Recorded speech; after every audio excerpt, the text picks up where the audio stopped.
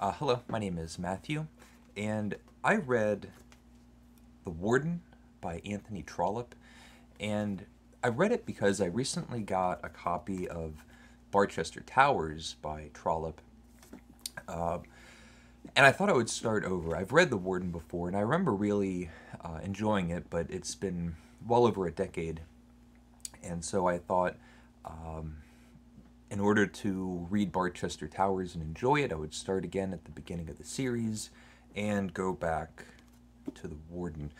And this is a perfect little novel. It's a perfect story, perfectly told. It's perfect pacing, and it's perfectly small. And the story is appropriately small scale. It's a story that takes place in a made up small English village that has a church and a church run hospital that was built by a man named John Hiram. And it tends to and takes care of 10 or 12 old men. The story picks up when the warden of this hospital, the position is given to Mr. Bold, or Mr. Harding, and he's inherited this position, and he gets a stipend for being the warden, and he gets about £800 a year, and the 10 or 12 people that he's taken care of, these old men, they also get a stipend, but it's in English terms it's like 1 pence a day. It's just like a pittance. And when Mr. Harding, the warden, takes over the position, he tries to be a little charitable. From his own salary, he gives him an extra pence, so still very little, but just a little something to make sure that everyone's doing okay. And the warden leads a happy life. It's quiet and comfortable. It's familiar. He's older. He has two children, one daughter that is married to a doctor and also an archdeacon, and another young daughter, Eleanor, who is still unwed. And one of the things that I love about this story is that all of the relationships have multiple levels. All of the associations between each character has multiple relationships. And so what happens is a hotshot, radical young doctor, Dr. Bold, comes into town and starts questioning the ethics or legality of this inheritance that has given the warden, Mr. Harding, such a comfortable life. Does he deserve this £800 a year for doing minimal work? And these 10 or 12 people, are we sure that they only should be getting this pittance amount of money? And it's the conflict that ruffles up all the feathers, gets all the dust up in the air for the story. Dr. Bold takes this as his quest. He wants to find the truth, and it throws the whole town upside down, throws all the principal characters into a huff. But all of these characters have multiple layers of relationships. And so the warden's oldest daughter is married to the archdeacon and doctor who has a high position in the church and has a lot of sway with church-related matters, and also one of the upstanding people in this town. He holds a lot of power. His father is the bishop, and the bishop and the warden are good friends. They're long friends. The young radical Dr. Bold, who is stirring up all this trouble, is also romantically interested in the warden's younger daughter, Eleanor. And so all these characters have different motivations and complex relationships with each other.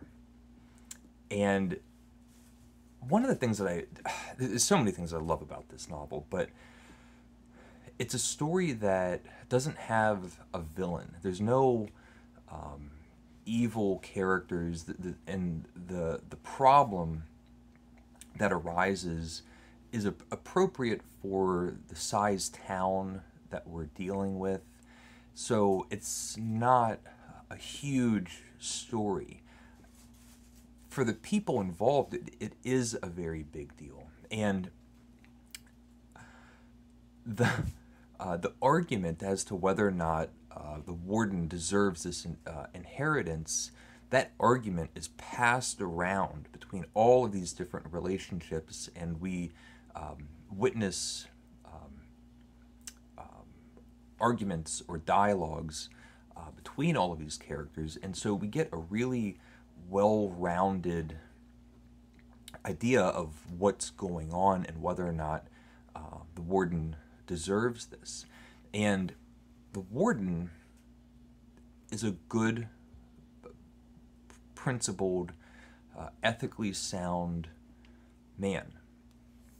And so he tells everybody, I'm not upset with Dr. Bold for bringing this to light. If it turns out that it's correct and I don't deserve this stipend, well then I don't want this stipend. He says to his daughter, if you're interested in this young man and this young man is interested in you, there's no reason to hold a grudge or have ill will. We can still invite him to the house. If he's in pursuit of truth and doesn't disparage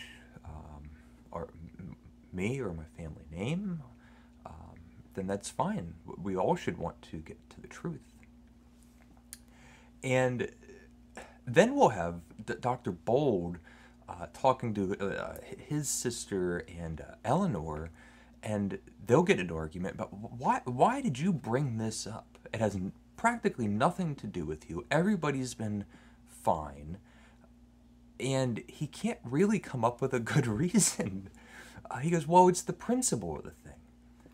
And they go, well, you're making so many people's lives miserable over this, and you don't have any skin in the game, and you don't have a very good reason for doing this.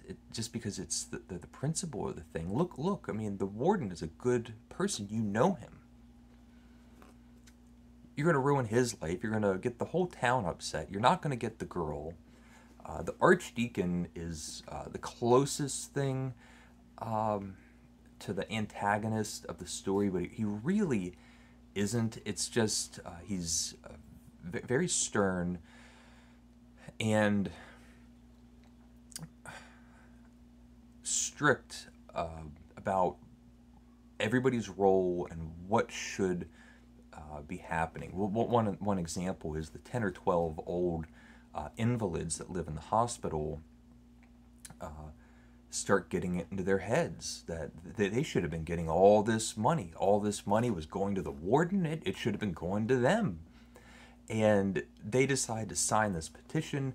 The story does start swelling up in a small way. It reaches the papers.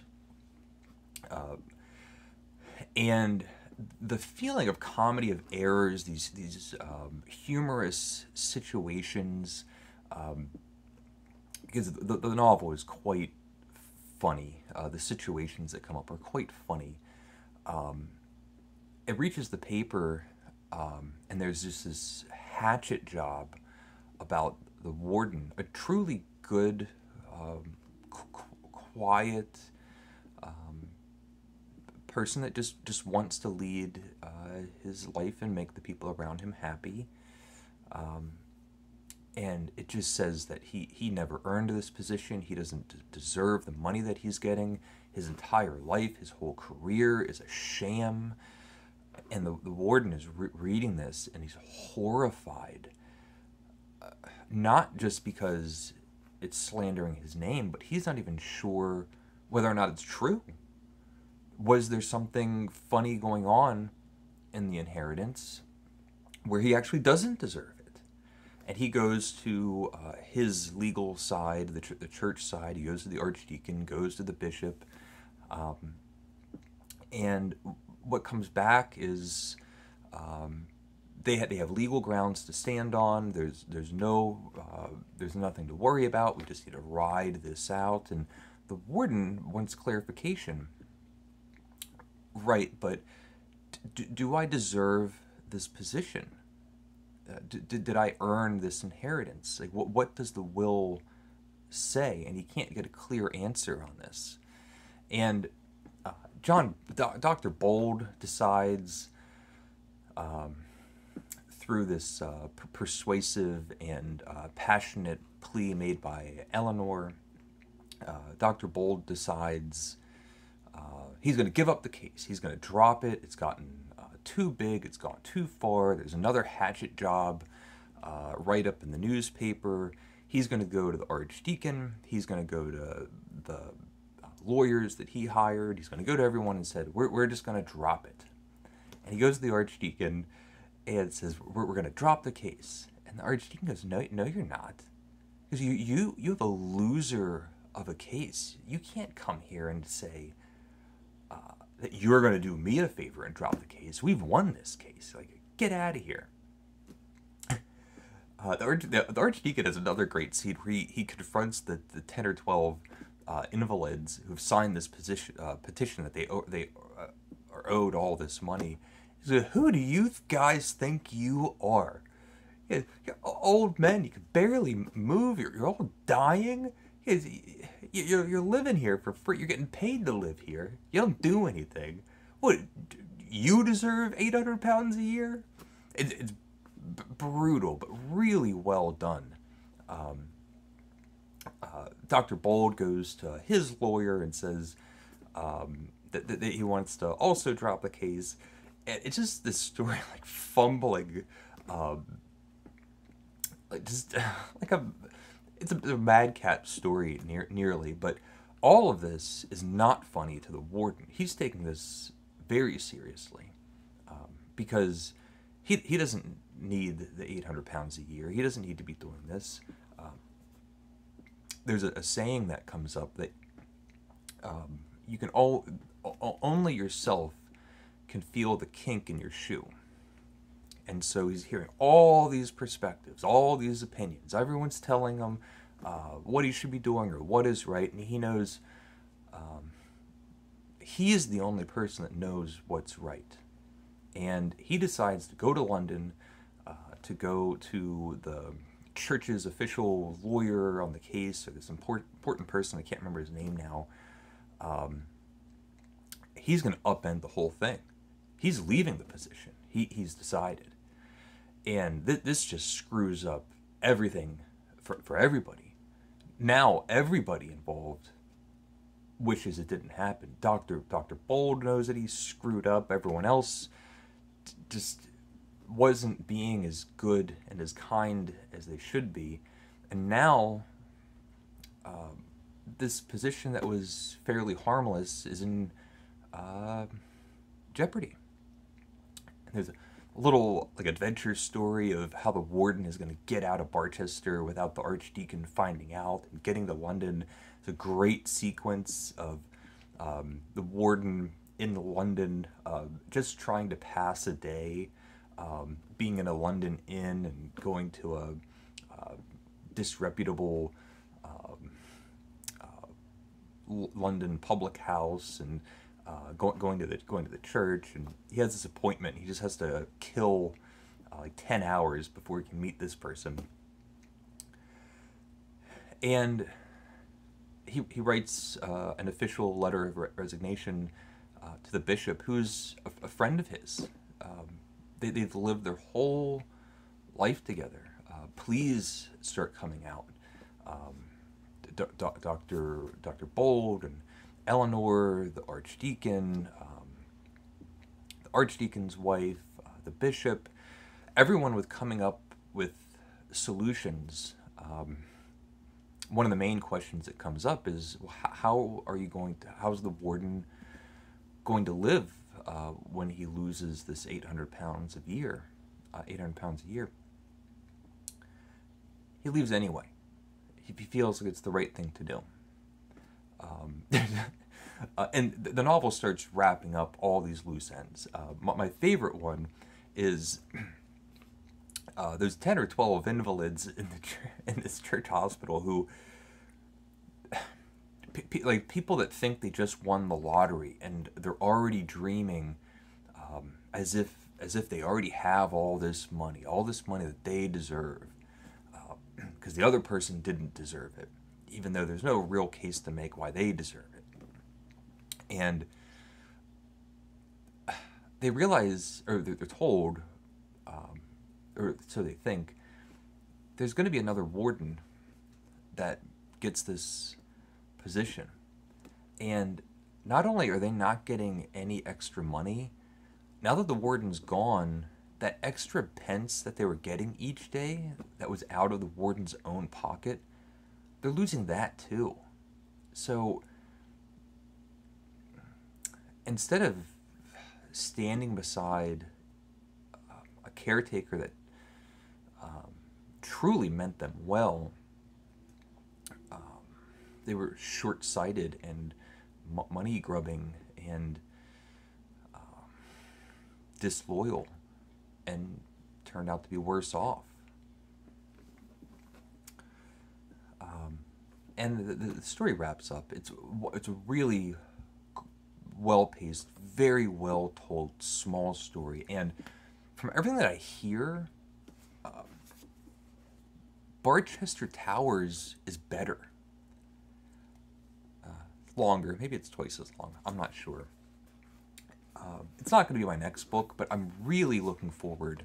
Maybe it'll be my next book, but I'm really looking forward to getting into it and just having all these characters in mind and seeing who starts reappearing, what reoccurring characters come up,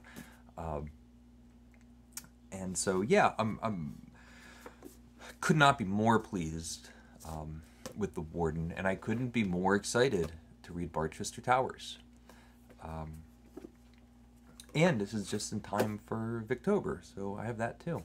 It's a great time of year to be reading Anthony Trollope anyway. So let me know if you read The Warden. Let me know if you have any thoughts on anything that I had to say, anything like that. So please leave a comment if you would like. And thank you for watching, and take care.